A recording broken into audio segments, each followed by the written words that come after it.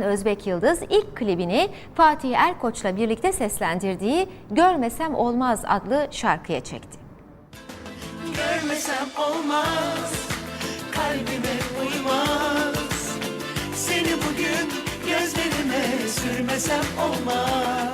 Adı Yıldız Usmanova. O şimdilerde Fatih Erkoç'la birlikte seslendirdiği Görmesem Olmaz adlı şarkıyla kendinden söz ettiriyor. Görmesem olmaz, kalbime uymaz. Seni bugün gözlerime sürmesem olmaz. Aslında Orta Asya'nın Madonna'sı olarak tanınıyor. Özbekistan'ın en ünlü sanatçılarından Usmanova aynı zamanda Özbek parlamentosunda da milletvekili. Ama şimdi o binlerce kilometre öteden Türkiye'ye albüm yapmaya geldi. Yarılasa kalabilmem için. Orta Asya'nın Madonna'sı olarak tanınsanız da başka bir ülkeye gittiğinizde sıfır sanatçısınız. Çok fazla isminiz bilinmiyor. Bu anlamda korktunuz mu buraya? Yok hiç, yani sanatçı. Buradaki Türkiye'nin en büyük sanatçısı Özbekistan'a gelse kim bu diyecek? Aynen öyle. Küçücük, büyük Türkiye'den bir büyük sanatçı gitsin de küçücük Tacikistan diye bizim Orta Asya şeylerinde bu kim diyecek? Ama hangi sanatçı gidip orada albüm yapıyor? Ben oradan geldim, albüm yaptım. Usmanova aslında sadece Özbekistan'da ünlü değil. Türkiye'de de pek çok şarkıda onun imzası var.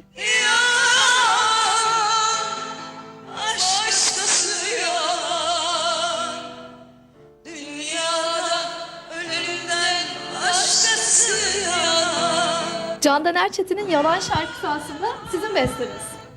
Candan Erçetin'in Yalan şarkısı burada söylendi. Çok tutulmuş şarkılardan birisi oldu. Neden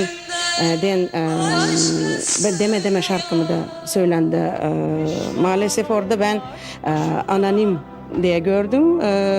Yani müzik yazarında olsun artık buradayım. Anonim benim yani.